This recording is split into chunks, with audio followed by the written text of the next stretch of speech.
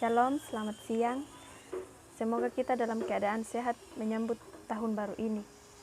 Sebelum kita merenungkan firman Tuhan, mari kita membaca Alkitab dari Roma pasal 8 ayat 18 sampai 30. Tembaga Alkitab memberikan judul Pengharapan Anak-anak Allah. Firman Tuhan, sebab aku yakin bahwa penderitaan zaman sekarang ini tidak dapat dibandingkan dengan kemuliaan yang akan dinyatakan kepada kita. Sebab dengan sangat rindu seluruh makhluk menantikan saat anak-anak Allah dinyatakan. Karena seluruh makhluk telah ditaklukkan kepada kesia-siaan, bukan oleh kehendaknya sendiri, tetapi oleh kehendak Dia yang telah menaklukkannya. Tetapi dalam pengharapan, karena makhluk itu sendiri juga akan dimerdekakan dari perbudakan, kebinasaan, dan masuk ke dalam kemerdekaan kemuliaan anak-anak Allah. Sebab kita tahu bahwa sampai sekarang segala makhluk sama-sama mengeluh dan sama-sama merasa sakit bersalin. Dan bukan hanya mereka saja, tetapi kita yang telah menerima karunia sulung roh. Kita juga mengeluh dalam hati kita sambil menantikan pengangkatan sebagai anak, yaitu pembebasan tubuh kita. Sebab kita diselamatkan dalam pengharapan, tetapi pengharapan yang dilihat bukan pengharapan lagi, sebab bagaimana orang masih mengharapkan apa yang dilihatnya. Tapi jika kita mengharapkan apa yang tidak kita lihat, kita menantikannya dengan tekun. Demikian juga Roh membantu kita dalam kelemahan kita, sebab kita tidak tahu bagaimana sebenarnya harus berdoa, tetapi Roh sendiri berdoa untuk kita kepada Allah dengan keluhan-keluhan yang tidak terucapkan. Dan Allah yang menyelidiki hati nurani mengetahui maksud Roh itu, yaitu bahwa Ia sesuai dengan kehendak Allah berdoa untuk orang-orang kudus. Kita tahu sekarang bahwa Allah turut bekerja dalam segala sesuatu untuk mendatangkan kebaikan bagi mereka yang mengasihi Dia, yaitu bagi mereka yang terpanggil sesuai dengan rencana Allah. Sebab semua orang yang dipilihnya dari semula, mereka yang ditentukannya dari semula untuk menjadi serupa dengan gambaran anaknya, supaya ia, anaknya itu, menjadi yang sulung di antara banyak saudaranya. Dan mereka yang ditentukannya dari semula, mereka itu juga dipanggilnya dari mereka yang dipanggilnya. Mereka itu juga dibenarkannya. Dan mereka yang dibenarkannya, mereka itu juga dimuliakannya. Amin. Dari keseluruhan pembacaan kita, saya memberikan tema yaitu semua makhluk menantikan pembebasan. Semua makhluk menantikan pembebasan. Hidup manusia sangat terikat dengan lingkungan alam sekitarnya. Merusak alam sekitarnya berarti merusak lingkungan kehidupan sendiri yang dapat membawa kebinasaan umat manusia. Sebaliknya, memelihara dan melestarikan lingkungan alam sekitarnya berarti manusia memelihara, menyelamatkan kehidupannya sendiri dan kehidupannya sendiri di masa kini dan masa yang akan datang.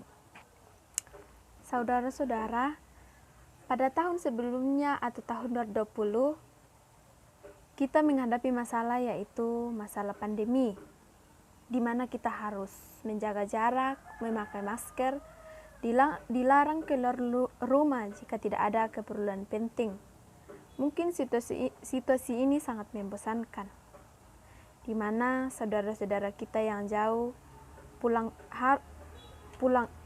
ingin pulang kampung, tetapi harus melakukan rapid test dahulu.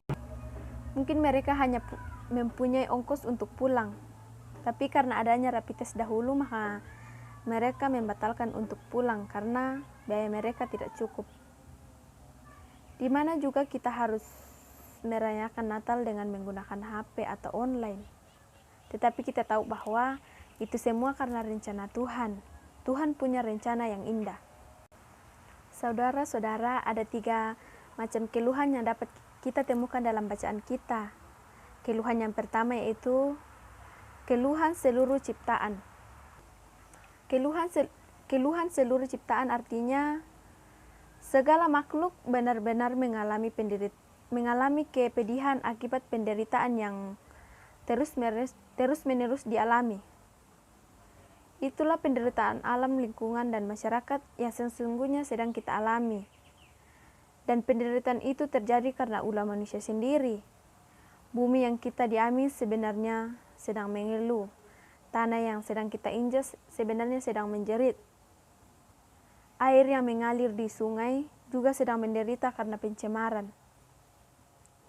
Halaman rumah dan lingkungan sekitar kita seharusnya memberikan kesejukan, tetapi memberikan aroma bau yang sangat menggelisahkan. Keluhan dari makhluk hidup lainnya seperti kita mendengar suara burung, suara kupu-kupu, suara capung dan laba-laba, bahkan suara jangkrik dan kecoa. Belum lagi suara sesama kita yang kurang mampu atau miskin, yang tertindas dan tersingkir. Mereka, saudara-saudara kita yang sakit, yang sudah lanjut usia, yang berbeban berat tentu dengan keluhan masing-masing.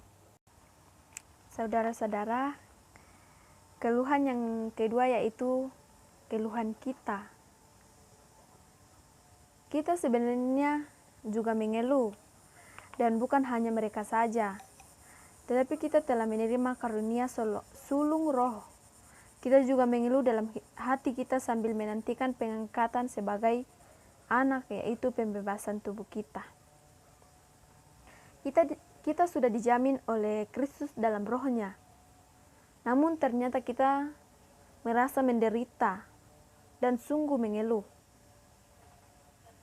Orang Kristen nyatanya harus mengakui betapa tidak mudahnya hidup suci, benar, dan tertib.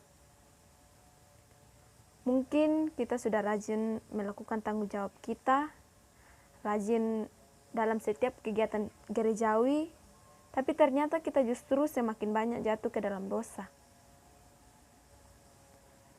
Kita maunya hidup jujur dan bersih, tetapi sungguh sulit menghindari godaan, yaitu godaan korupsi, ya uang, ya waktu, ya tenaga. Memang, betapa sulitnya rasa hidup secara sederhana, rendah hati, dan pasrah, sementara kita lebih mudah tersinggung, marah, memiliki konflik dan percekcokan. Atau mungkin kita berdoa sangat bagus kedengaran, rajin ke gereja, aktif di kegiatan gerejawi dan kemasyarakatan. Tetapi, mengapa keluarga kita dan saudara-saudara kita makin tidak benar? Malah ada yang kena narkoba. Juga sebagian orang Kristen juga mengalami kesulitan untuk beribadah lantaran tidak pernah memperoleh izin untuk membangun rumah ibadat. Saudara-saudara, keluhan yang ketiga itu keluhan Roh Kudus. Dalam pembacaan kita, Rasul Paulus mengingatkan kita bahwa yang mengeluh itu tidak hanya tidak hanya seluruh makhluk dan diri kita, tetapi juga Roh Kudus sendiri. Kita sering tidak menyadari bahwa dalam diri kita ada suatu ruang batin, dan itulah yang menjadi tempat kediaman Roh Kudus, sehingga kita pun disebut Bait Allah karena Roh Allah berdiam di dalam diri kita. Jadi Roh Kudus inilah yang senantiasa membantu kita dalam doa. Roh Kudus berdoa kepada Allah dengan keluhan-keluhan yang tidak terucapkan. Itulah doa-doa yang hanya diucapkan oleh Roh Kudus, yang isinya berguna bagi keselamatan dan kedamaian diri kita. Jika kita berdoa, kita sering berdoa mengenai hal-hal yang kita rasakan perlu dan inginkan, tetapi doa itu belum tentu yang paling menurut baik di mata Tuhan. Disinilah Roh Kudus melengkapi doa-doa kita. Saudara-saudara dan teman-teman, waktu tetap berjalan, tetapi rupanya keprihatinan semakin besar dan dengan fakta yang tidak terbantah. Setiap memasuki tahun baru, selalu ada harapan terhadap hal-hal yang baru, tetapi ternyata tidak ada yang baru. Manusia tidak mengalami pembaharuan seperti yang dikatakan Rasul Paulus. manusia tidak semakin baik. Kualitas hidup juga semakin merosot. Bahkan identitas gereja kadang mulai kabur. Yang ada justru manusia semakin bejat, kekristenan orang Kristen makin terkikis, kehidupan sosial makin individualisme, lingkungan dan seluruh ekosistem makin terancam. Dunia semakin gelap karena terang umat semakin tidak berdaya.